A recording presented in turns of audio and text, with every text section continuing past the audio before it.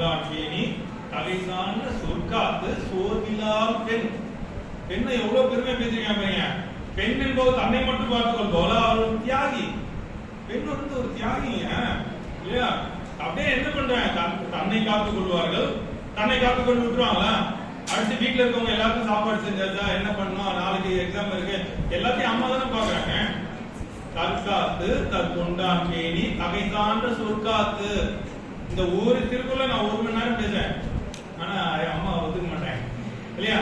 தகை சார்ந்த சொற்காத்து. தற்காத்துன்னு தன்னை காத்துக் கொள்ள வேண்டும். இருக்கக்கூடிய பெண்கள் எல்லாம் தலை நிமிர்ந்து வாழ்கிறார்கள் இல்லையா? அப்படி பெண் எப்படி டிகிரி முடிச்சா போதும், நீங்க ஐஏஎஸ் ஆயிடலாம். இல்ல நீங்க ஐஏஎஸ் குவாலிஃபை நீங்க தேர்ட் இயர் முடிச்சீங்கன்னா நீங்க ஈக்குவல் டு ஐஏஎஸ். ஒரே ஒரு எக்ஸாம் எழுதி பாஸ் பண்ணலாம். நீங்க பார்க்காத எக்ஸாம் எவ்வளவு எக்ஸாம் பாத்துறீங்க இல்லையா? அதுல ஒரு எக்ஸாம், அந்த எக்ஸாம் அதை பாஸ் பண்ண முடியாதா? பாஸ் பண்ணிடலாம்ல. அதான் தற்காத்தல். எப்போ தன்னம்பிக்கை வரும், நீங்க உங்களை பக்குவப்படுத்திக் கொள்ளும் போது. கொண்டான் பேணி வருகின்ற அவனையும் நம்ம பார்த்துக்கணும் இல்லையா? அவன் ஒழுங்கா இருந்தாதான் நம்ம குடும்பம் நல்லா இருக்கும் இல்லையா? அப்போ அவர்களை நல்ல வழிபடுத்துவது அந்த பெண்கள் கையில தான் இருக்கு. தற்காத்து தற்கொண்டான் பேணி தகை சார்ந்த சொற்காத்து. ஒரு அம்மா கல்யாணம் பண்ணிட்டாங்க. கல்யாணம் பண்ணாங்க. அங்க அவர் வந்து போலீஸ், ஹஸ்பண்ட் வந்து போலீஸ், கணவர் வந்து காவல்துறையில ஒரு கான்ஸ்டபிளா இருக்கு. அவர் வந்து ஒரு விழாக்கு போறாங்க, அவருக்கு ஒரு பேட்ச் கொடுக்குறாங்க, அவர் ஏதோ ஒரு சாகசம் பண்ண சொல்லி ஒரு பரிசு கொடுக்குறாங்க. யாருன்னு பார்த்தா உங்களை மாதிரி ஒரு சின்ன பொண்ணு. அதுக்கு முன்னாடி அவ்வளவு போலீஸ் மீச வச்சு ஹைட் வெயிட்டா வராங்க, எல்லாரும் பாக்குறாங்க, எல்லாம் பிரமிச்சு போறாங்க. ஆனா ஒவ்வொருத்தர் வரும்போது ஒவ்வொருத்தர் வணக்கம் சொல்றாங்க. ஆனா ஒரு சின்ன பொண்ணு வந்து இறங்குது. அந்த பொண்ணு வந்து இறங்கின உடனே எல்லாரும் சல்யூட் பண்றாங்க. ஏன்னா அந்த அம்மா ஐஏஎஸ் கலெக்டர் இல்லையா? அவ்வளவு பெரிய மீச வச்சு ஹைட் வெயிட் இருக்காங்க எல்லாம் அவ்வளவு மரியாதை இல்லை. ஆனா ஒரு பொண்ணு வந்தோடனே எல்லாரும் செலக்ட் பண்றாங்க. ஒரு நடிகை மாதிரி ஒரு பொண்ணு வந்து இறங்குறாங்க. அவங்க தான் ஐஏஎஸ். அப்பதான் அந்த பொண்ணு அந்த காவலருடைய மனைவி கேட்கிறாங்க, இந்த அம்மா யாரு, எல்லாரும் வணக்கம் சொல்றாங்கல்ல, இல்ல அவங்கதான் கலெக்டர், அவங்கதான் எனக்கு பேட்ச் கொடுத்தாங்க. சரி கலெக்டர் ஆகுது எப்படி அப்படின்னு கேட்கறாங்க. ஒன்றுல ஒரு டிகிரி முடிச்சா ஆகலாம். சரி அப்ப நான் கலெக்டர் ஆக முடியுமா? அந்த அம்மா கேட்டாங்க. எப்படி கலெக்டர், நீ தான் 8th தான் படிச்சிருக்கேன், நீ எப்படி கலெக்டர் ஆகும்? சரி நான் +2 படிக்கிறேன். +2 படிச்சு அதுக்கப்புறம் டிகிரி படிச்சு அதுக்கப்புறம் கலெக்டர் ஆனாங்க அந்த அம்மா. எவ்வளவு கிரேட் பாருங்க. ஏன்னா வெறி வந்துருச்சுன்னா அந்த படிப்பின் மீது கவனம் வந்து விட்டா வேற எதுவும் அவங்க கண்ணில் தெரியல. நம்ம அர்ஜுனன் சொல்லுவார்ல, அர்ஜுனன் துரியோதனன் தெரியல உங்களுக்கு? துரியோதனன் எல்லாருமே துரோணர் இருக்காரு, அவர் தான் குரு தெரியல. குரு பேர் துரோணர் தானே? தப்பா சொன்னா சொல்லணும்னா துரோணர் கிட்ட கேட்பாங்க, அம்பு விடுன்னு சொல்லுவாங்க. ஃபர்ஸ்ட் தர்மரை கூப்பிட்டு கேட்பாங்க, அம்பு விடு, ஏதாவது மேல இருப்பாங்க அந்த மரத்துடைய புரிவில இருக்கக்கூடிய அந்த கண்ணை பார்த்து அடிப்பா அப்படின்னு. உடனே அவர் எடுத்து என்ன தெரிகிறது அப்படின்னு கேட்பார். அவர் என்ன சொல்லுவாரு, இந்த மரம் தெரிகிறது, அது பக்கத்தில் கிளை தெரிகிறது, அது பக்கத்தில் ஒரு கூடு தெரிகிறது, அந்த கூடு பக்கத்தில் என்ன தெரிகிறது, அந்த பறவை தெரிகிறது, அதற்கு பிறகு அது கண் தெரிகிறது அப்படின்னு. நீ இல்லை எனக்கு அப்படின்னு துரியோதனன் கேட்பார். துரியோதனன் உனக்கு என்ன தெரிகிறது? அந்த பறவையினுடைய கழுத்து தெரிகிறது, அந்த பறவையுடைய கண் தெரிகிறது அப்படின்னா. நீயும் இல்லை இறக்கிறார். அடுத்து வந்து அர்ஜுனன் வருவார். உனக்கு என்ன தெரிகிறது அப்படின்னு கேட்பார். எனக்கு அந்த பறவையுடைய கண்ணை தவிர வேற எதுவும் தெரியவில்லை அப்படின்றார். அதுதான் இலக்கு. அர்ஜுனன் வில்லுக்கு விஜயன் என்று சொன்னால் அவனுக்கு எது சொன்னாங்களோ அது மட்டும்தான் தெரியும், மற்ற எதுவும் தெரியாது. தெரியுங்களா? அப்படி இருக்கணும் நம்முடைய இலக்கு. நீங்க இதுல ஒரு அழகு கூட பார்க்கலாம். தர்மராஜனுக்கு ஏன் வந்து கூடு தெரிந்தது, மரம் தெரிந்தது என்று சொன்னால், ஒரு அரசன் என்பவன் எல்லாத்தையும் பார்க்கணும். அவனுக்கு அதுதான் வேலை. அவனுக்கு வந்து வீரம் கிடையாது. வீரத்தை விட பெரிய தர்மம் இல்லையா? அதனால அவர் எல்லாத்தையும் பார்க்கிறாரு. குடும்பம் எப்படி இருக்கணும், அந்த மக்கள் எப்படி இருக்காங்க, அதெல்லாம் தர்மத்துடைய செயல். இவன் துரியோதனுக்கு ஒண்ணுமே கிடையாது. கழுத்து தான் தெரியுது, வெட்டுறது மட்டும் தான் தெரியும் அவனுக்கு இல்லையா? அதனால அந்த கழுத்தை மட்டும் வெட்ட, கழுத்து தெரிகிறது, அது தெரிகிறது, அவ்வளவு கண்ணு தெரிகிறது. இதுதான் நம்முடைய ஒரு வீரனுக்கும் ஒரு அரசனுக்கும் ஒரு பொறாமைக்காரனுக்கும். துரியோதனன் பொறாமைக்காரன். ஏன்னா அண்ணன் தம்பிக்கு கொடுக்க மாட்டான் சொத்த. அதிகமான வழக்கு இன்னைக்கு நிறைய துரியோதனன் இருக்கா தெரியுமா உங்களுக்கு? எல்லா போர் வாசலையும் போய் பாருங்க, எல்லாம் சொத்து தகராறு தான். காரணம் அண்ணன் தம்பிக்கு விட்டு கொடுக்க மாட்டாங்க. அப்படி என்னத்த வாழ்க்கை? அண்ணன் தம்பிக்கே விட்டு கொடுக்காத மற்றவங்களுக்கு எங்க விட்டு கொடுப்பாங்க? ஆனா பெண்கள் எல்லாருமே கனிவானவர்கள். எல்லாருக்கும் சாப்பாடு போட்டு தியாகி தானே அம்மா. உங்களுக்கு ரொம்ப பிடிச்சது அம்மா தானே? ஏன் அம்மா பிடிக்கும்? ஏன்னா அந்த அம்மா தான் எல்லாத்தையும் சமைப்பாங்க, கடைசியில் அந்த அம்மா தான் கடைசியில் சாப்பிடுவாங்க. இல்ல உலகத்திலேயே புயங்க அம்மா தானே. காரணம் ஒரு சிறந்த தோழி. எனக்கு எல்லாம் ஃப்ரெண்ட்ஸ் தான் பிடிக்கும். எனக்கு தோழி தான் எனக்கு எல்லாமே. ஏன் தோழி என்னத்தை செஞ்சாங்க? தோழி என்ன செஞ்சாங்க? எனக்கு ஏதாவது உதவினா வந்து செய்வாங்க, எனக்கு ஏதாவது துன்பம்னா ஓடி போடுவாங்க. அப்படி இல்லையா? இருப்பாங்க, ஏதாவது பிரச்சனைன்னு சொன்னா அவங்க கூட இருப்பாங்க, அவதான் நல்ல தோழி இல்லையா? அப்போ மன்னிப்பாங்க, தப்பு செஞ்சா கூட மன்னிப்பாங்க, விட்டு ஓட்ட மாட்டாங்க, அவங்க நல்ல தோழி கிடையாது. தப்பு செய்தாலும் கூட கண்டித்து திருத்துவார்கள், அவர்கள் நல்ல தோழி. அப்புறம் உங்களுக்கு ஏதாவது உடம்பு சரியில்லைன்னா உங்களுக்காக வேண்டிப்பாங்க, என் தோழிக்கு நல்ல உடம்பு சரியாகணும் அப்படின்னு சொல்லி வேண்டிப்பாங்க. அவங்கதான் இது எல்லாத்தையும் ஒவ்வொரு தோழி செய்வார். ஆனா எல்லா தோழியும் செய்யக்கூடிய தாய் தான், அம்மா தானே எல்லாத்தையும் செய்வாங்க, அவங்க நல்லதுக்காக இருக்காங்க இல்லையா?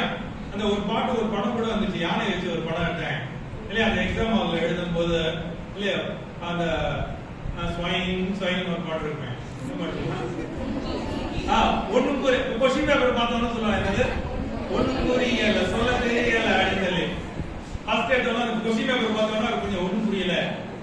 அப்புறம் பக்கத்துல ஒரு பொண்ணு ஆன்சர் சொல்லிச்சு, என்ன சொன்னா, சொல்லிட்டாலே ஆன்சர் ஆயிடுதுல. அப்புறம் சொல்லிட்டு எல்லாத்தையும் எழுதியாரு. அப்புறம் வந்து நடந்து பாட்டு பாருங்க, இதுல சொல்லிட்டாலே. அதுக்கப்புறம் என்ன பாட்டு ஒண்ணு இருக்கு, என்ன பாட்டு? அப்புறம் எக்ஸாம் ரிசல்ட் வந்துச்சு, அந்த ஒண்ணு பாத்தேன், எல்லாரும் ஜீரோ. எனக்கு சொல்ல ஆன்சர்ல தப்பு இல்லையா? சில பேர் பக்கத்துல இருந்து எக்ஸாம் எழுதுவான், பாத்துறீங்களா? பார்த்து எழுதுனவன் வந்து என்ன பண்ணிட்டான், ஃபெயில் மார்க் இல்லையா? ஆனா அவன் எழுதுறது வந்து அவன் பாஸ் பண்ண இன்னொரு பக்கத்துல உட்காந்து எழுதாம அவன் 80 மார்க்ஸ். எப்படி? அதே தான் பிரிண்ட் அவுட் எடுத்திருக்கான். ஏன் அவ்வளவு கம்மி வாங்கிட்டான்? அவன் 8th ஸ்டாண்டர்ட் 10th ஸ்டாண்டர்ட் இல்லையா? பார்த்து காப்பி எழுத, எதை காப்பி எழுத கூட தெரியாம காப்பி எழுத இல்லையா? அது மாதிரி செய்யக்கூடாது, எல்லாத்தையும் தெரிந்து செய்யணும். அப்ப நம்ம விழிப்புணர்வோடு இருக்க வேண்டும் இல்லையா? நான் வந்து எப்பொழுதுமே மூளை சொல்வதை கேட்கணும், அறிவோடு செயல்பட வேண்டும். ஆனா இதயம் சொல்வதை கேட்கணும் இல்லையா? ஏன் மூளை அறிவு சொல்வதை கேட்க வேண்டும்? நீங்க பெண்கள் மிகவும் அறிவாளர்கள், தலை குடிஞ்சு போனாலும் சரி, எங்க போனாலும் சரி, சுத்தி என்ன நடக்குது பார்த்துட்டே போவாங்க. ஆண்கள் தலை நிமிர்ந்து போவாங்க, என்ன நடக்குதுன்னே தெரியாது அவங்களுக்கு. ஆனா ஏன்னா பெண்கள் அந்த அளவுக்கு கவனமா போவாங்க, சுத்தி என்ன நடக்குது, யார் யார் நடக்கிறாங்க, இந்த ஸ்ட்ரீட்ல யார் இருக்காங்க, என்னென்ன பிரச்சனை வரும், எல்லாத்தையும் முன்னாடியே தெரிஞ்சு வச்சுப்பாங்க பெண்கள். அதனாலதான் பெண்கள் திறமையோடு இருக்கு. ஆண்களை எதை பத்தி கவலைப்பட மாட்டாங்க. யாரும் அவங்க அப்பா எதுக்க போனாலும் கேட்க தெரியவே தெரியாது, நான் பார்க்கவே இல்லையா இல்லையா? அந்த அளவுக்கு கவனம் இல்லாம போவான். ஆனா பெண்கள் பாசத்தோடு இருப்பார்கள். ஒரு பொண்ணு வந்து வீட்டுல நாய் வளர்த்துச்சு, நாய் மேல ரொம்ப பாசம். ஸ்கூலுக்கு போச்சோன்னா 8வது படிக்கிற குழந்தை ஸ்கூலுக்கு போச்சோன்னா அந்த அம்மா கிட்ட சொல்லிடுச்சு, நான் ஸ்கூலுக்கு எல்லாம் போக மாட்டேன், அப்புறம் இந்த நாய் யார் பார்த்துப்பா அப்படின்னு சொல்லி. அதுக்கு டாமி யார் பார்த்துப்பா அப்படின்னு கேடுச்சு. இல்ல நான் பாத்துக்கிறேன், அந்த அம்மா அட்ஜஸ்ட் பண்ணி சொல்றாங்க, நான் பாத்துக்கிறேன், நீ இந்த ஸ்கூலுக்கு போ அப்படின்னு. ஸ்கூலுக்கு போயிடுது. ஸ்கூல் போயிட்டு சாயங்காலம் வந்துச்சு. அதுக்குள்ள பார்த்தா இந்த அம்மா வந்து சமையல் செய்யும் போது அந்த நாய் வந்து ரோட்டுக்கு போய் கால் அடி போட்டு செத்துச்சு. நாய் செத்துச்சு. உடனே அந்த அம்மாவுக்கு பயம், எங்க பொண்ணு வந்தா கேட்க போதோ அப்படின்னு சொல்லி பயந்துட்டே இருந்தாங்க. ஆனா அந்த பொண்ணு ஸ்கூல்ல இருந்து வந்தோடனே சொல்லிட்டாங்க, ஏமா டாமி செத்துச்சு அப்படின்னாங்க. உடனே நான் விளையாட போறேன்னு சொல்லி ஓடி போயிடுச்சு அந்த குழந்தை. ஓடி போயிட்டு அப்புறம் ஒரு 2 மணி நேரம் கழிச்சு வந்துருச்சு. வந்தோடனே அம்மா கிட்ட எங்க டாமி எங்க அப்படின்னு சொல்ல, டாமி தான் செத்துச்சு சொன்ன, நீ பாட்டு சொல்லி டாமியா செத்துச்சு டேடின்னு சொல்ற, நீ அந்த அளவுக்கு அந்த மேல பாசமா இருக்கு. அப்ப எந்த அளவுக்கு இந்த குழந்தைகள் வந்து தாய் தந்தை பற்றி பட்டு வர்றாங்க அப்படிலாம் இருக்கக்கூடாது. நம்ம மொழினா ஒரு பட்டு இருக்கணும், அன்பு இருக்கணும், எல்லாமே இருக்கணும். ஏன்னா மொழிதான் உங்களுக்கு அடையாளம். நீங்க யாருன்னு கேட்ட என்ன சொல்லுவீங்க? உங்க மொழிதான் உங்களுடைய அடையாளம். மொழி தெரியாம நீங்க யாருன்னு சொல்ல முடியாது. சொல்ல முடியுமாமா? நீங்க யாருமா நீங்க?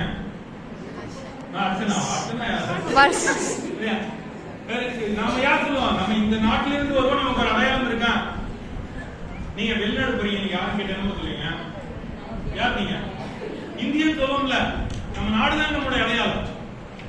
என்ன மொழி பேசுறாங்க? நீங்க பேசுற மொழியை வச்சு நீங்க தமிழன் கண்டுபிடிச்சுறாங்க இல்லையா? நம்ம மொழிதான் நம்மளுடைய அடையாளம், நம்முடைய நாடுதான் நம்மளுடைய அடையாளம். 10 மாதம் சுமந்து பெற்ற தாயை விட வாழ்நாள் முழுதெல்லாம் நம்மை தாங்கிக் கொண்டு இந்த பூமி பெரிது இல்லையா?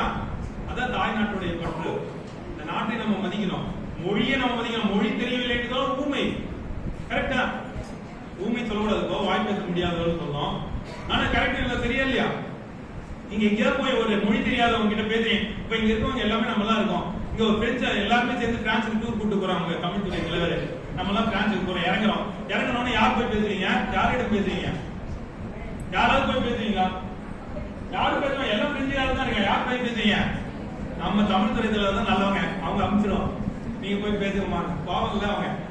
ஏன்னா மொழி தெரியாவிட்டால் நாம் எல்லோருமே ஊமையாகி விடுவோம். அப்போ நம்ம மொழி தெரிய வேண்டும் என்று சொன்னா மொழி தெரிந்தால் தான் நம்ம பேச முடியும்.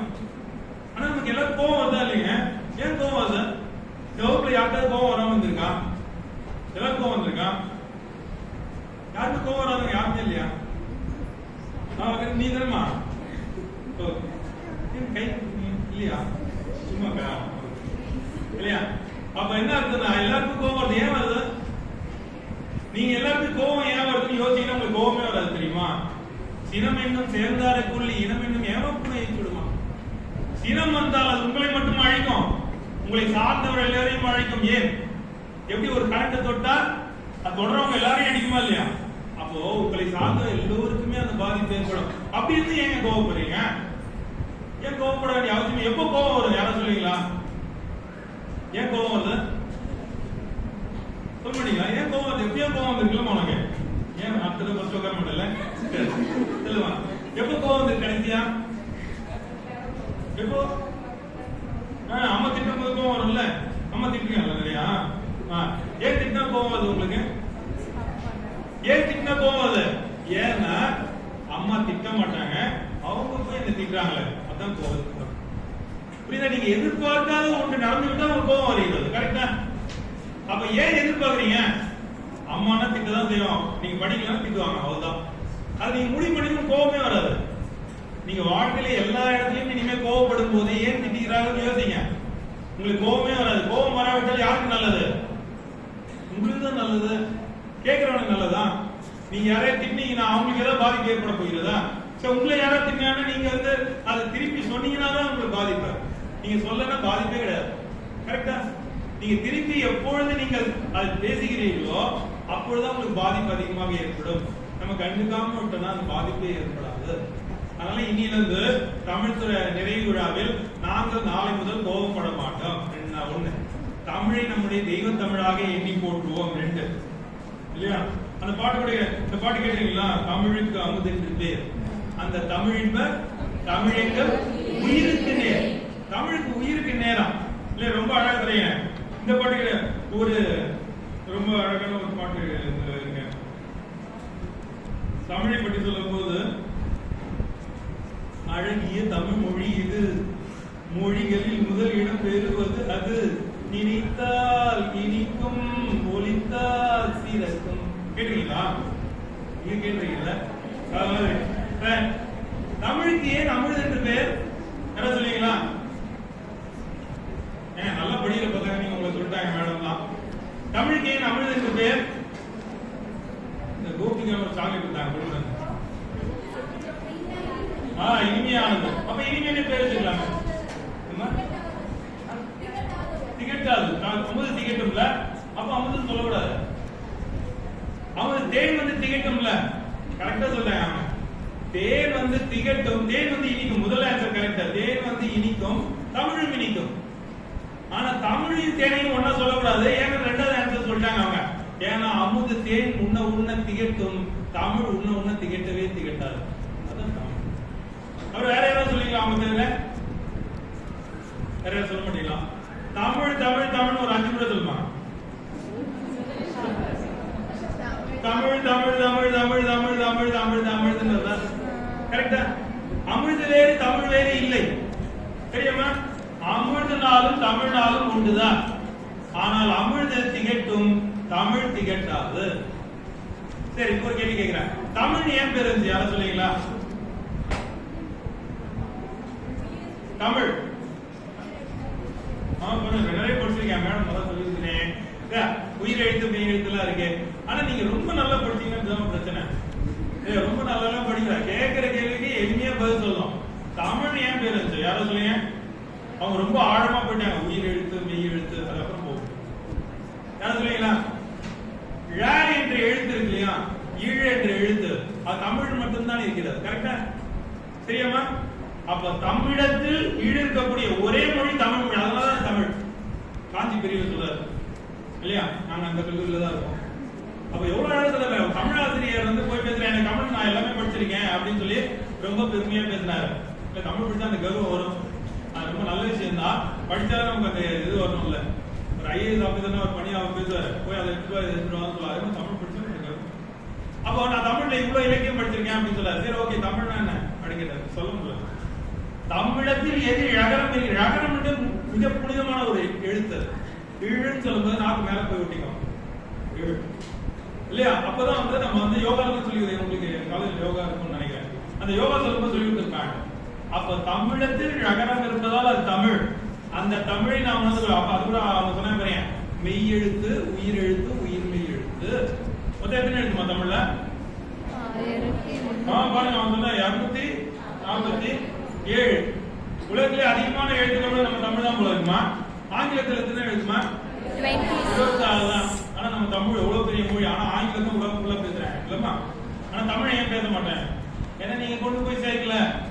நம்ம தமிழர்கள் நமக்குள்ளேயே அதை வச்சுட்டு இருக்கோம் இல்லையா? ஆனா அதை கொண்டு போய் சேர்க்க வேண்டிய பொறுப்பு உங்களுடையது. தமிழ் அத்தனை எழுத்துக்களை உடைய தமிழ்ங்க எவ்வளவு பெருமையான விஷயம் பாருங்க. 26 எழுத்து வச்சு என்னென்ன பேசுறேன் இல்லையா? ஆங்கில மொழியில என்ன சொல்றாங்க?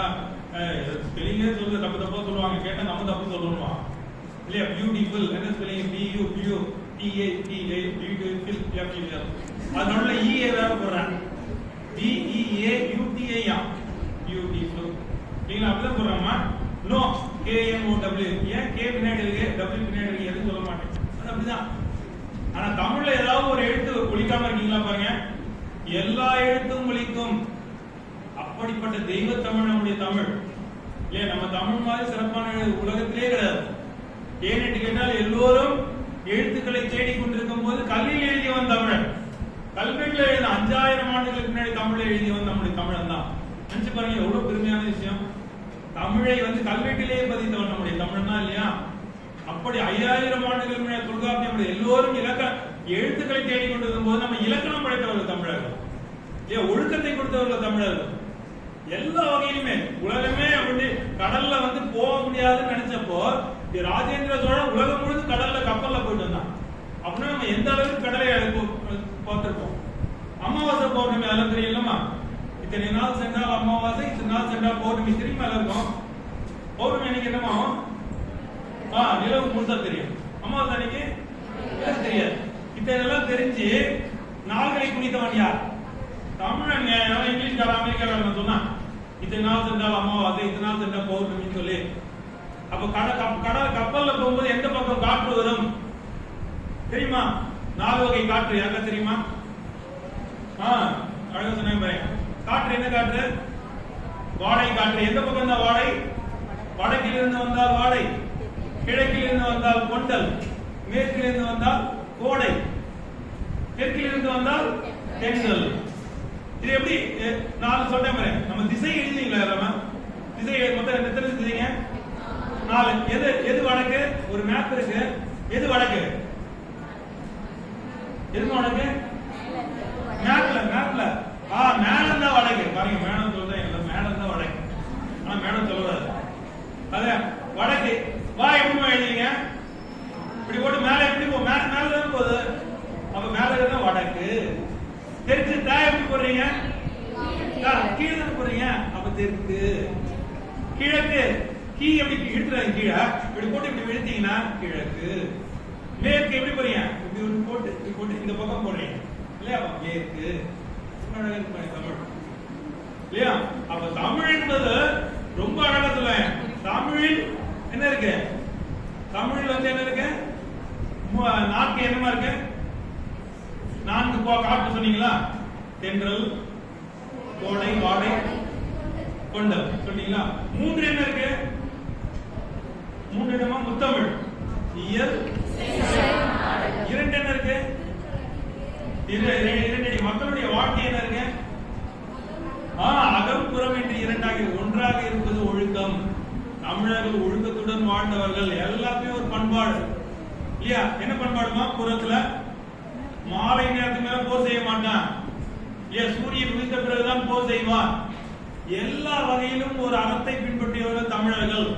அக வாழ்க்கையாக இருந்தாலும் சரி, புற வாழ்க்கையாக இருந்தாலும் சரி, எல்லாவற்றிலும் ஒரு வழக்கத்தை ஒழுக்கத்தை கொண்டிருந்தவன். அதையே தன் வழக்கமாக கொண்டிருந்தவன் தமிழன். உலகத்துல வேற எவனாவது பேர் வச்சிருக்கானா? உயிர்னு எழுத்து பேர் வச்சிருக்கானாங்க? நம்ம தமிழன் மட்டும்தான் வச்சிருக்கான். உயிர் என்ற பெயரை வைத்தவன் தமிழன் மட்டும்தான். மெய் என்னங்க? உடம்பு. உடம்பு தனித்து இயங்குமா? இயங்குமா உடம்பு? உயிர் இருந்தால் தான் இயங்கும். அதே மாதிரி உயிர் இருந்தால் தான் அந்த உடம்பு இயங்கும் அப்படின்னு சொல்றதுதான் இந்த தமிழுடைய பெருமை.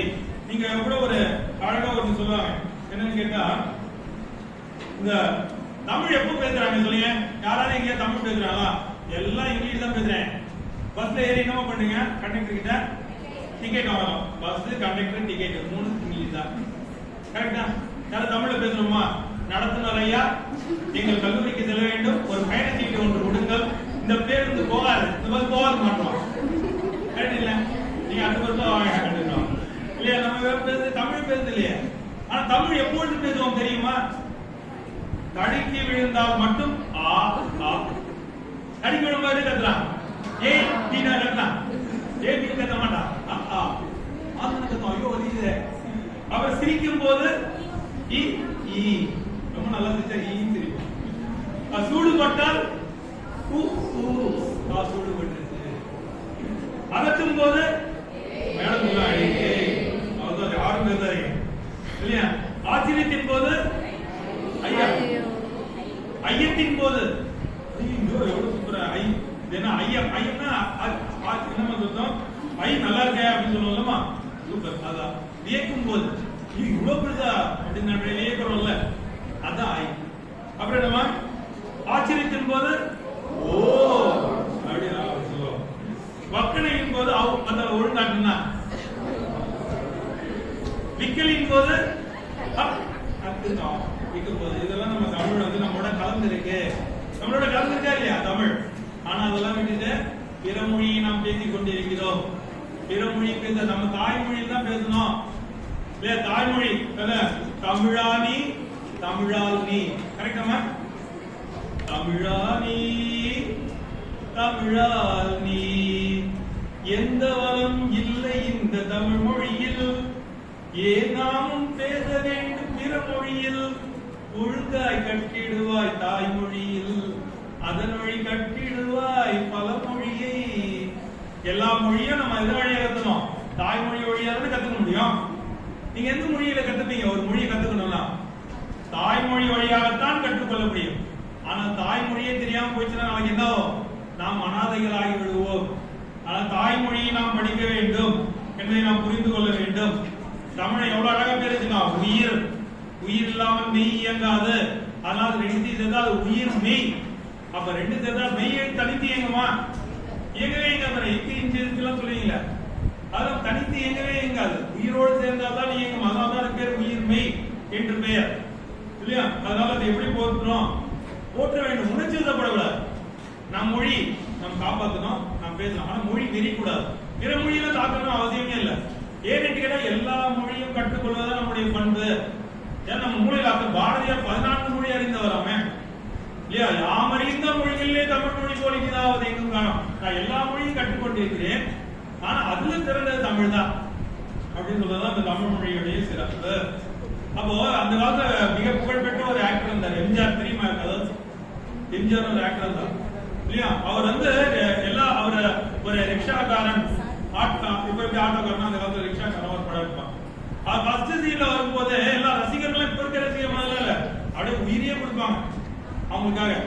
அப்ப என்ன பண்ணாங்க, அப்ப வந்து எம்ஜிஆர் முதல் சீன்ல காட்டுவாங்க, டக்குன்னு கற்பூரம் ஸ்கிரீன் அடிச்சிடும், படமே பார்க்க முடியாது. அந்த அளவுக்கு அவன் மேல பற்று அதிகம். எம்ஜிஆர் வில்லன் யாருமா? எம்ஜிஆர் படத்துல வில்லன் யாரு? நம்பியார். கரெக்டா சொல்ல இல்லையா? அந்த நம்பியார் வந்து என்ன பண்ணாரு, கொஞ்ச நேரம் படம் போச்சு. ஃபர்ஸ்ட் நாள் போனா படம் பார்க்க முடியல, ஸ்கிரீன் அடிச்சிட்டாங்க. 2வது நாள் போய் படம் பார்க்கலாம் பார்த்தா கொஞ்ச நேரம் போச்சு. ஒரு சீன்ல வந்து இந்த நம்பியார் வந்து கத்தி எடுத்து பின்னாடி எம்ஜிஆர் குத்து அப்படி வருவாரு. வரும்போது என்ன பண்ணா, இங்க தியேட்டர்ல இருந்து வந்தேன், இந்த தலைவா கத்தி போட்டு ஸ்கிரீனை கேட்கிறாரு இல்லையா? அப்ப என்ன, அது ஒரு திரைப்படம் என்பது கூட இல்ல. அவனுக்கு உயிர் இல்லாமல் எதுவும் இயங்காது, ஆனால் திரைப்படம் இயங்கும். ஏன் மேடம் கூட பேசுவோம், காலையில பேசும்போது நம்ம மாணவர்கள் ரொம்ப நல்ல மாணவர்கள், ஆனா இந்த திரைப்படம் வந்து ரொம்ப கெடுத்தது. ஏன்னா அவன் சொல்லி ஆசிரியர் மதிக்கூடாது, வாத்தியார் சொல்ல மாட்டான், வாத்தி அப்படிதான் சொல்லுவோம். அதுல கூட மதிப்பு கொடுக்க மாட்டான் இல்லையா? ஆசிரியர் கிளாஸை கட் பண்ணி போவான். பாத்தீங்களா? நீங்களும் பெண்கள் நல்ல பசங்க, அதெல்லாம் பிரச்சனை இல்ல. ஆனா ஆண்கள் படிக்கக்கூடிய கல்லூரியில கிளாஸை கட் பண்றானே இல்லையா? அதுவும் என்ன பண்ணுவான், அந்த சுவர் இருக்கும்ல, சொல்லுங்க பேசலாம்ல. ஓகே, அந்த சுவர் இருக்கும், அந்த சுவர் பக்கத்துல அந்த பேட்ச் நடந்தது இல்லையா? இல்லையா? கிளாஸ் கட் பண்றவங்க வந்து பேக் தூக்கி அங்கிருந்து ஒருத்தன் வாங்கிப்பான் பேக. அப்புறம் 10 வருஷத்துக்கு பிறகு அவன் எப்படி இருப்பான்? இவன் செங்கல் தூக்கி கூட யார வந்து அந்த தவறு செய்கிறார்களோ அவங்க பின்னாடி அதுக்காக வருத்தப்பட்டே ஆக வேண்டும் இல்லையா? அதை நம்ம வந்து தெரிந்து கொள்ள வேண்டியது. அடுத்து நம்ம எல்லோரும் பெரியவர்களை மதிக்க வேண்டும். பெரியார் துணை கோடல். இனியவை கூற. இனியவை கூற எத்தனாவது அதிகாரம் யாருக்கு தெரியுமா? பண்புடைமை எத்தனாவது அதிகாரம் யாருக்கு தெரியுமா? 100வது அதிகாரம். நீங்கள் பண்போடு வாழ்ந்தால் நீங்கள் வாழ்க்கையில் 100 மதிப்பெண் பெற்றவர்களாக ஆவீர்கள். Money is lost, nothing is lost. இல்லையா? Health is lost, something is lost. If character is lost, everything is lost. அப்ப நம்ம பண்போடு இருப்பதுதான் சிறப்பு என்று சொல்ல பாருங்க. திருவள்ளுவர் இப்ப இங்கிலீஷ்கார நம்ம சொல்றத 2000 வருஷத்துக்கு முன்னாடி சொல்ற நம்முடைய திருவள்ளுவர் அவ்வளவு அழகா சொல்லியிருப்பார். என்ன சொல்லியார்? 100வது அதிகாரம் பண்புடைமை சொல்லியிருக்காரு பாருங்க. அப்ப எவ்வளவு அழகு பாருங்க. உடைமை என்ன? சொத்து. உடைமை என்ன? சொத்து. என்ன உடைமையெல்லாம் இருக்கு திருக்குறள்ல? பண்புடைமை, ஆள்வினை உடைமை, எல்லாமே உடைமை. அதுதான் உங்க சொத்தை தவிர நீங்க சேர்த்து வைக்கிற செல்வம் சொத்து கிடையாது. பணம், புகழ், தங்கம் எல்லாமே வேஸ்ட். ஏன்? அக்ஷய திருதியை பஞ்சத்திரியில போ 44,000 கோடியா? நீங்க 44,000 கிலோ தங்கம் வாங்கியிருக்காங்க. அப்ப நம்ம நாடு ஏழை நாடா? ஏழை நாடு சொல்றாங்க. எவ்வளவு பெரிய பணக்கார நாடு நம்ம நாடு. உலகத்துல எவ்வளவு சேர்த்து வைக்கிறாங்க இங்கிலீஷ்காரன்.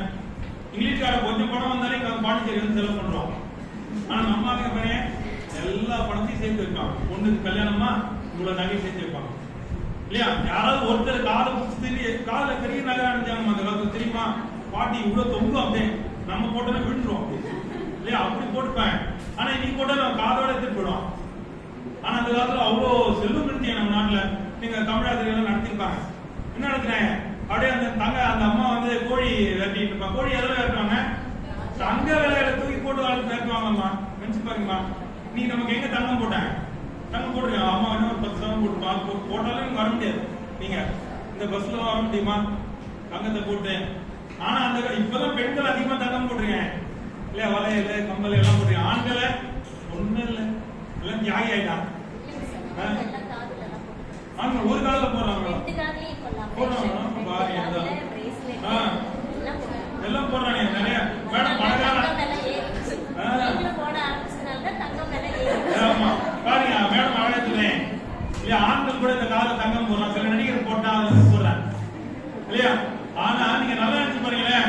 இப்போ இருக்கிறத பார்த்து மேடம் போடுறேன், ஆண்கள் போட்டேன். ஆனா அந்த காலத்துல மேல ட்ரெஸ்ஸே ஃபுல்லா தங்கம் தான் ஆண்களுக்கு. பாத்துருக்கீங்களா? அப்படியே மண்ணன்னா அப்படி இருப்பாரு கம்பீரமா. தோலோடு தோல் சில தொடர்ந்து நோக்கி 4 பலம் செல்லுமா.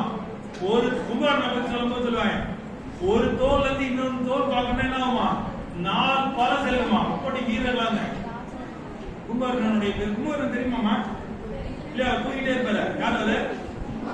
அவர் எழுப்பாங்க. யாருடைய தம்பி? அவர் ஏன் எழுப்பாங்க?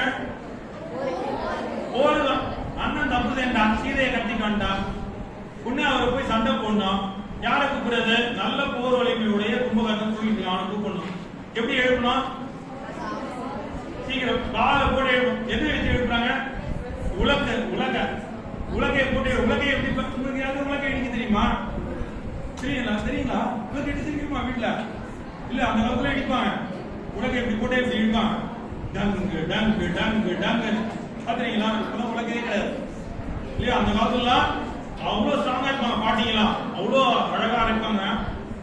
மாவு அரைக்கிறாங்க. இப்பெல்லாம் நம்ம ஒரு 2 தடவை இருந்தாலே கை காலம் வலிக்கும். ஆனா அந்த காலத்துல பாட்டிங்க அவ்வளோ அரைப்பாங்க, அவ்வளோ இடிப்பாங்க. ஒரே ஒரு அடி அடிச்சா அவதான் தாத்தாக்கு உள்ள போடும் இல்லையா? அந்த அளவுக்கு பாட்டி அடிப்பாங்க. ஆனா இந்த காலத்துல அப்படி இல்லை. நினைச்சு பாருங்க, அந்த காலத்துல பாட்டியோட முடியும் அவ்வளவு ஸ்ட்ராங்கா இருக்கு. அப்படி வாடாதுல. இந்த காலத்து பெண்களும் பிரச்சனையே இல்லை. பாருங்க பஸ்ல இடம் முடிய டக்குன்னு எடுத்து போடுறேன் இல்லையா? அந்த அளவுக்கு எல்லாம் சிம்பிள் ஆகினேன் வாழ்க்கையை. அப்ப என்ன சொன்னாங்கன்னா, அப்போ அது உறங்குகின்ற கும்பகர்ண உந்தன் மாய வாழ்வெல்லாம் இந்த ஸ்டெப் பாருங்க. உறங்குகின்ற கும்பகர்ண உந்தன் மாய வாழ்வெல்லாம் அப்படி உலக அடிக்கிற மாதிரியே இருக்கான். உறங்குகின்ற புரியல தமிழ் புரியல. உறங்குகின்ற கும்பகர்ண உந்தன் மாய வாழ்வெல்லாம் இறங்குகின்றது என்றுதான் எழுந்திராய் எழுந்திராய். நம்முடைய வாழ்க்கை அரச வாழ்வு. ராமன் என்பவன் பகை தேடி வந்துட்டான். இனிமே நம்மளால உயிரோட இருக்க நம்முடைய வாழ்க்கை இறங்கி கொண்டே போகிறது இல்லையா? சொல்ல போறீங்க. அது கூட என்ன அழகா சொல்ல போறீங்க? அப்படியே அந்த உலக்கை இடிப்பதுல அந்த லாஸ்ட் ஏமா அவங்க கூட சொல்லுங்க நீங்க யாரை பத்தி பேசுறோம்? யாரை பத்தி பேச சொன்னீங்கன்னா உங்களுக்கு ஜாக்கிரதை என்னம்மா? ஓகே, கும்பகர்ணன் பத்திமா. ஓகே, கும்பகர்ணன் பத்தி பேசுறோம். சரி, உறங்குகின்ற கும்பகர்ண உந்தன் மாய வாழ்வெல்லாம் கணத்துல கை வச்சிருக்கீங்க நீங்களா பேசக்கூடாது சரியா? பேசலாம், நீங்க ஆனா பதில் சொல்லுங்க. உறங்குகின்ற கும்பகர்ண உந்தன் மாய வாழ்வெல்லாம் இறங்குகின்ற நின்றுதான் எழுந்திரா எழுந்திரா கரங்குவில் பிடித்த காலபூத கையிலே உறங்குவாய் உறங்குவாய் இனி கிடல் உறங்குவாய். இப்படி டப்பு டப்பு அடிக்கிறாங்க அந்த உலகை இடிக்கிற மாதிரி அப்படி எழுப்புவாங்க இல்லையா? ராவணன் கும்பகர்ணன் என்ன பண்றான்? ராவணனை வந்து பார்த்த பிறகு அப்படியே காலை விழுந்து வணங்குறான். நீங்க என்னைக்காவது அக்கா காலையோ அண்ணன் காலையோ விழுந்திருக்கீங்களா? நம்ம விழுந்ததுல வாடி போடுங்க கூப்பிடுவாங்க சில பெண்கள்லாம். ஆனா நம்முடைய அக்காவை நீங்க நீங்க அக்கா தான் கூப்பிடணும், அண்ணனை அண்ணன் தான் கூப்பிடணும். ஏன் தெரியுங்களா? நீங்க உங்க தோழி அறிமுகப்பட்ட போது அறிமுகப்படுத்தின எப்படி கூடுவாங்க? அக்கா தானே கூடுவாங்க. அப்ப நீங்க ஏன் அப்படி கூட மாட்டீங்க? உங்க அக்காவையோ உங்க அண்ணனையோ நீங்க அக்கா அண்ணன் கூப்பிடணும். அதான் உறவு முறை. நம்முடைய தமிழ் பண்பாடு அதுதான். ஆனா நம்ம யாரும் அப்படி கூப்பிடுறதே இல்லை. ஆனா இனிமே கூப்பிடணும். ஏன் தெரியுமா? ஒரு அரக்க குணத்தை சார்ந்த கும்பகர்ணன் உட்கார்மா நிக்கிறீங்க உட்கார்மா சரியா? அப்ப என்னாச்சுன்னா அப்போ அந்த இடத்துல வந்து கும்பகர்ணன் போய் பார்க்கறான். பார்க்கும் பொழுது எப்படி அண்ணனுக்கு போய் அண்ணன் யார்? ராவணன். ராவணனுக்கு எத்தனை தலை? 10 தலையும் 10 கிரீடம் வச்சிருக்காங்க. பாருங்க, நம்ம இன்னைக்கு சின்ன சின்ன நகை போட்டே அது 10 தவறம் 2 தவறம் சொல்றோம். ஆனா கிரீடமே 10 கிரீடம் போட்டவன் யாரு? நம்முடைய ராவணன். அந்த ராவணனை போய் பார்க்கறாங்க. பார்க்கும் பொழுது கும்பகர்ணன் போய் பார்க்கறான். ராவணன் இவ்வளவுதான் இருப்பான், ஆனா கும்பகர்ணன் அந்த அளவுக்கு உயர்மா இருப்பான். ஆனா அண்ணனை பார்த்த பிறகு என்ன பண்ணா? அப்படியே தரையில போட்டு விழுந்து வணங்குறான். நம்ம இன்னைக்கு அண்ணன் கால விழுந்து வணங்கியிருக்கோம். ஏன்னா கல்யாணம் அன்னைக்கு பிறந்த நாள் அன்னைக்கு விழுவோம். ஏன்னா அப்பதான் ட்ரெஸ் எடுத்து கொடுப்பாரு இல்லையா? மற்ற நாள் எங்க விழுவோம்? ஆனா சொல்ல நிலை கடந்த நிழுப்பதில் கோபுரத்து அலை கடந்த இலக்கை அண்ணலை கொலை கிடந்த வேல் கும்பகர்ணன் ஒரு மலை கிடந்தது போல வணங்கினான். ஒரு மலை கீழே விழுந்தா எப்படி இருக்கும்? அது மாதிரி விழுந்து வணங்குற அண்ணன். அதுதான் பாசம், அதுதான் அன்பு, அதுதான் நம்ம தெரிஞ்சுக்கணும் இல்லையா? ரொம்ப அழகா சொல்லேன் இல்லையா? எப்படி வந்து நாம் வாழணும் அப்படின்னு சொல்லி ஏழமை வேடன் இறந்திலன் என்று ஏதாரோ தோழமை என்று சொல்லிய சொல்லன்றோ அப்படின்னு சொல்ல யார? நம்முடைய அந்த புகன் சொல்ல ஒரே ஒரு வார்த்தை சொல்லிட்டான். என்ன சொன்னா? தோழன் என்று சொல்லிவிட்டான். இனிமே அதை தாண்டி ராமனை எவனுமே தொட முடியாது அப்படின்னு சொல்லி சொல்ல முடியாது. அதனால நிறைய இருக்கு. அந்த தந்தையுடைய தோல்ல உட்கார்ந்து இருக்கக்கூடிய குழந்தை என்ன சொல்லும்? கீழே இருக்க வரைக்கும் அந்த குழந்தை என்ன சொல்லும்? அதான் எனக்கு அங்க தெரியுத சாமி, வருது சாமி, அது எனக்கு தெரியவே இல்லை சொல்லும். ஆனா தோல் தூக்கி வச்ச பிறகு என்ன சொல்லும்? எனக்கு அந்த சாமி தெரியுது, உனக்கு தெரியுதாப்பான்னு கேட்கும். அப்பா சொல்ல எனக்கு தெரியவே இல்லை அப்படிதான். உனக்கு உண்மையே தெரியாதுப்பா, மக்கு பாரு அப்படிதான். ஏன்னா அப்பாவுடைய தோல்தான் உட்கார்ந்து அந்த குழந்தை பாக்குறது. அப்படித்தான் நாம் எல்லோரும் இலக்கியங்களின் வாயிலாக இந்த உலகை பார்த்து கொண்டிருக்கிறோம். நீங்க ஒழுக்கமா இருக்கணும், நட்போட இருக்கணும், பண்போட இருக்கணும், எல்லாத்தையும் எங்கிருந்து பாக்குறீங்க? நீங்க திருவள்ளுவர், நாலடியார், சிலப்பதிகாரம், எந்த இலக்கியம் உங்களுக்கு பிடிக்குமோ எல்லா இலக்கியம் சொல்வதைத்தான் நாம் பின்பற்றுகிறோம். அப்ப நம்ம யாருடைய தோழில் அமைந்த? இளங்கோவடிகள் தோழில் அமைந்திருக்கிறோம். இளங்கோவடிகள் திங்களை போட்டுதும், ஞாயிறை போட்டுதும், பூமுகார் போட்டுதும் எல்லாமே சொல்றாங்க. இன்னைக்கு நீங்க என்ன சொல்றீங்க? காலையில எல்லாரும் என்ன சொல்றாங்க? சுற்றுச்சூழல் கல்வி. இது அன்னைக்கே நம்ம சிலப்பதிகாரத்தில் சொல்லிட்டாங்க. திங்களை போற்ற வேண்டும், ஞாயிறை போற்ற வேண்டும், மழையை போற்ற வேண்டும் சொல்றாங்க. மாமழை போட்டது, மாமழை போட்டு மழையை போடுறீங்க, அது செய்ய மாட்டீங்களா? எல்லா தண்ணியும் கடல்ல கலக்க விட்டு என்ன பண்றீங்க? இன்னைக்கு கடல் தண்ணீரை குடிநீரா மாத்துறதுக்கு வழி பண்றீங்க. எத்தனை கோடி செலவு? ஏன் வந்த மழையை விட்டுட்டு அதுக்கப்புறம் ஏங்க அதை மாத்துறீங்க? செய்ய வேண்டாமா? பாதுகாக்க வேண்டாமா? இதையெல்லாம் படித்த நீங்க நாளைக்கு நீங்க ஐஏஎஸ் ஆபீசர் ஆயிடுவீங்க, நீங்க எல்லாம் பெரிய பெரிய பதவிக்கு போவீங்க. அப்பதான் நம்ம தமிழ்ல என்ன சொல்லப்பட்டிருக்கிறதோ அதை நீங்க பின்பற்றினா போதும், நீங்க நல்ல அதிகாரி ஆயிடுவீங்க. நாம் தமிழை ஒழுங்காகப்படுத்த செய்தால் போதும். கரும்பை நட்டார்கள் விற்கவில்லை, நெல்லை விதைத்தார்கள் விற்கவில்லை, கல்லை நட்டார்கள் விட்டுவிட்டது. என்ன அர்த்தம்? எல்லாம் பிளாட் போட்டு வித்துட்டான். நினைச்சு பாருங்க, விவசாயிகள் எல்லாருமே இப்படி நினைச்சா என்ன ஆகும்? சாப்பாடு இருக்குமா நமக்கு? அவன் நினைச்சா கோடித்தன் ஆயிடுவான் தன்னுடைய நிலத்தை எல்லாம் விட்டால். ஆனாலும் விற்கவில்லை.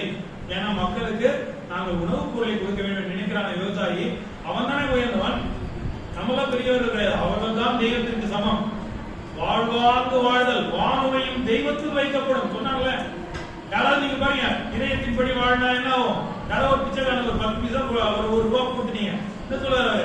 சாமி நீங்க நல்லா இருக்கணும், அதுதான் இதயத்தின்படி வாழ்வது. அறிவின்படி வாழ்வதே கிடையாது.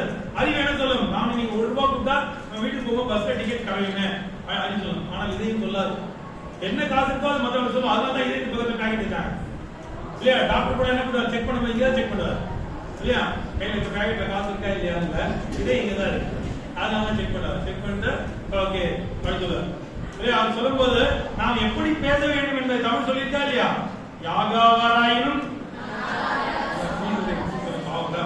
யாகாவாராயினும் சாவாக்கா சோதாப்பா சொல்லிட்டு பட்டு எல்லாமே நான் சொல்றீங்க. சரி நல்லா சொல்றீங்க. இப்போ நான் ஒரு கேள்வி கேட்கிறேன், யாரும் சொல்றீங்களா? இல்லையா? நாக்கு அண்ணனா பல்லு அண்ணனா? நாக்கு இருக்குல்ல, நாக்கு நாக்கு அண்ணனா பல்லு அண்ணனா? பல்லு தான் இல்லமா? ஓகே, வேற யாராவது சொல்றீங்களா? எல்லாரும் அவங்க சொல்ல எழுதிங்க. அவங்க லீடர், அவங்க தலைவர், தலைவர் வழி நீங்களா வழி, எல்லாம் சொல்றீங்களா? நாக்கு தான். அதில் அவங்க என்னமா நாக்கு தான். ஏன் சொல்ல முடியுமா யாராவது? நாக்குக்கு எத்தனை ஓட்டு? நாக்குன்னு சொல்ல கைத்துவங்க ஒருத்தரும் இல்லைங்க. பல்லுன்றவங்க ஒருத்தங்களா? 2 பேர். மற்றவங்க எல்லாம் எந்த கட்சியும் தாராது இல்லையா? பரவாயில்ல.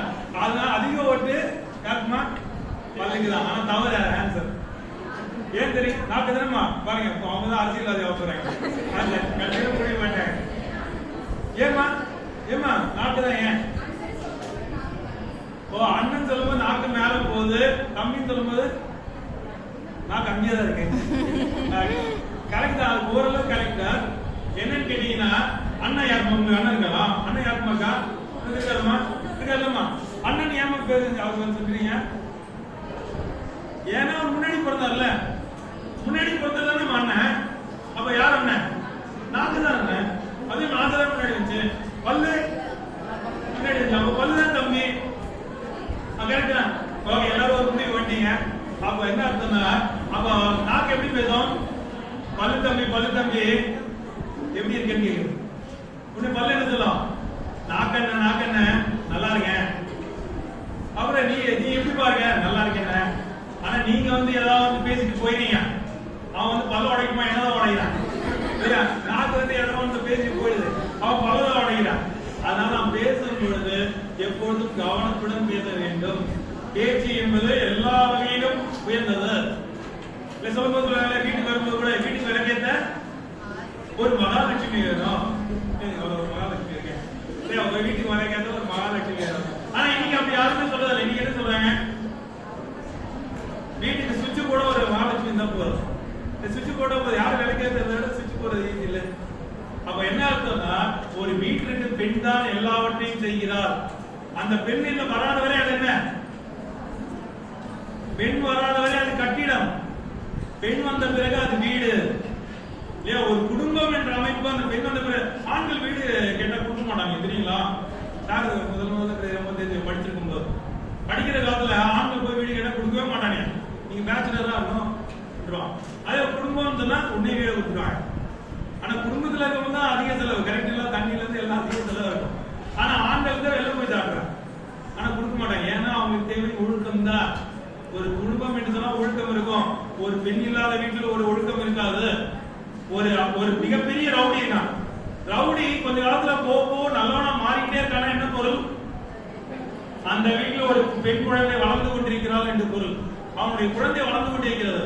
அப்பதான் அவனுக்கு தெரியும் எப்படி நாம் நடந்து கொள்ள வேண்டும் என்பதை அவன் புரிந்து கொள்வான் என்பதை நாம் புரிந்து கொள்ளலாம் இல்லையா? தமிழுடைய அழகை சொல்லும் பொழுது சொல்ல போர்க்களத்துக்கு போறாங்க. போர்க்களம் என்றாலே ஒரு இலக்கியம் ஞாபகம். என்ன இலக்கியம்? போரினை பற்றி பாடக்கூடிய இலக்கியம்.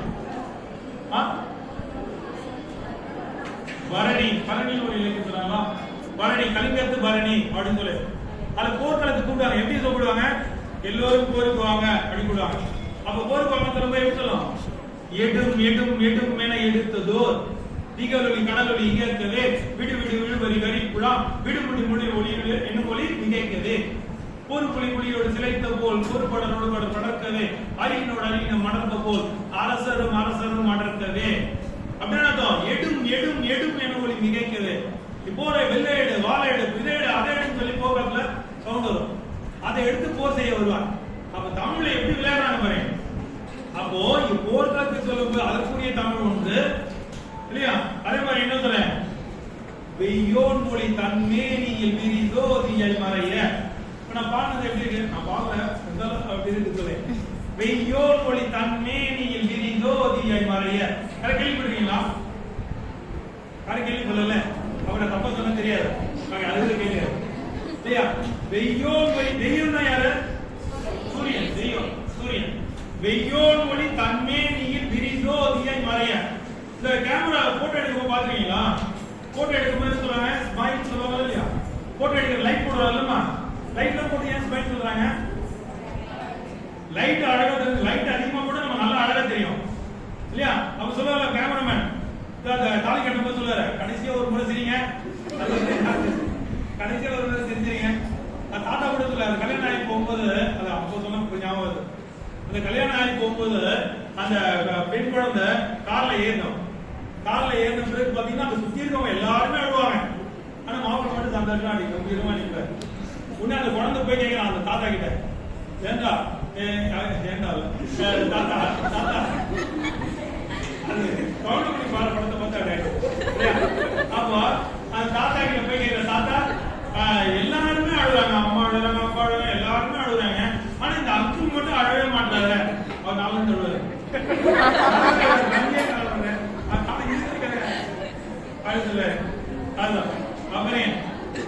வெய்யோன் ஒளி சூரிய ஒளி பட்ட பிறகு என்ன ஆகுமா? தன்மேனியில் விரிதோதியை மறைய. அப்ப அந்த ஒளி பட்ட பிறகு முகம் பிரகாசமாகும். ஆனா ராமன் மேல படுது, ராமன் மேல பட்ட பிறகு சூரிய ஒளி மங்கி போதான். சொல்ல பாருங்க, வெய்யோன் ஒளி. இங்க கம்பத்துல நிறைய பேர் எம்எம் பரிசு பிகாம் பரிசு வாங்கியிருக்காங்க. வெய்யோன் ஒளி தன்மேனியில் விரிதோதியை மறைய முடிச்சலாம் சொல்றேன். அதனால வெய்யோன தான் விரிதோதியை மறைய பொய்யோ இரு இளையாரோடும் இளையாரோடும் போனா இல்லையா? மையோ மர கதமோ மறி கடலோ மழை கீழோ. இந்த ஒரு செய்தி மட்டும் சொல்லி முடிச்சதா? மையோ மைனது கண்ட வைக்கிறீங்க மை. அதுல அவர் எல்லாமே கருத்து இருந்தா சொல்லுதா மையோ மர கதை. மையோ நான் கம்மியான வேலையில சொல்லிட்டோமே ராமனுடைய அழக அப்படின்னு நினைக்கிறேன். உன்னை மரகதம் அதிக வேலை, மரகதமோ சொல்ற எல்லாமே ஒரே நேரம் தான். ஆனா மையோ மரகதமோ மறிகடல் சொல்ல அவர் திருப்தி இல்ல, பெருசா சொல்லலாம். அப்ப எது சொல்லலாம்? கடலை சொல்லலாம். மையோ மரகதமோ மறிகடலோ. ஆனா கடல் தண்ணி உப்பு கரிக்குமே. அப்ப ராமனை உப்பு கரிக்கிற தண்ணியோட உப்பு இல்லாமா? அப்புறம் தான் மழை முகிலோ. மழை தரப்படி தண்ணி தாளத்து இருக்கும் இல்லையா? மழை முகிலோ அப்படின்னு சொல்லிட்டாரு. சொன்ன பிறகு கூட அவர் திருப்தி இல்ல. கடைசியில என்ன சொல்றாரு? ஐயோன்னு முடிக்கிறார். இது மேல என்னால சொல்ல முடியலையே. வெய்யோன் ஒளி தன்மேனியில் விரிதோதியாய் மறைய பொய்யோ என்னும் இளையாரோடும் இளையாரோடும் போனா. இல்ல என்ன அழகு இருக்கு, யாரை கண்டுபிடிச்சீங்களா? 3 பேர் நடந்து போறாங்க. யார் யாரு?